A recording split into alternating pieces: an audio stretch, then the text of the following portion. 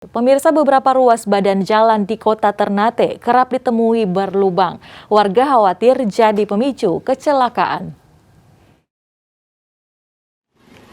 Jalan berlubang bukan lagi pemandangan asing di kota Ternate. Pasalnya, rusaknya jalan kerap ditemui pengendara di sejumlah ruas jalan. Terpantau pada Senin 21 Februari di Jalan Pahlawan Revolusi dari arah utara menuju ke pusat perbelanjaan Gama Lama, tampak badan jalan rusak ditandai dengan garis putih. Sementara di Jalan Kesatrian, warga menancapkan beberapa balok ke dalam jalan yang berlubang yang diperkirakan sedalam 50 cm. Tidak hanya itu, pemandangan jalan berlubang juga terlihat di Jalan Seruling Kampung Pisang dan di persimpangan Jalan Yosudarso saat menuju ke Rumah Sakit Umum dan Kantor DPR Kota Ternate.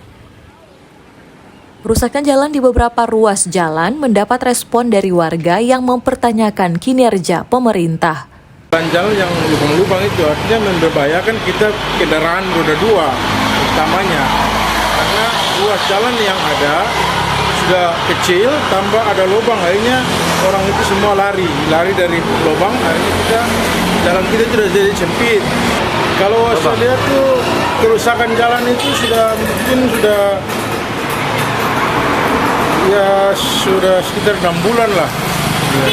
Iya, ini kejadian kan kemarin juga ada kecelakaan tuh motor, nah itu lubang terada. Jadi orang juga menghimbau ke pemerintah supaya cepat mungkin untuk kasih ini tuh bebas jalan. Warga pun khawatir jika jalan yang berlubang kerap menimbulkan kecelakaan. Warga pun hanya bisa berharap agar ruas jalan yang berlubang segera diperbaiki oleh pemerintah.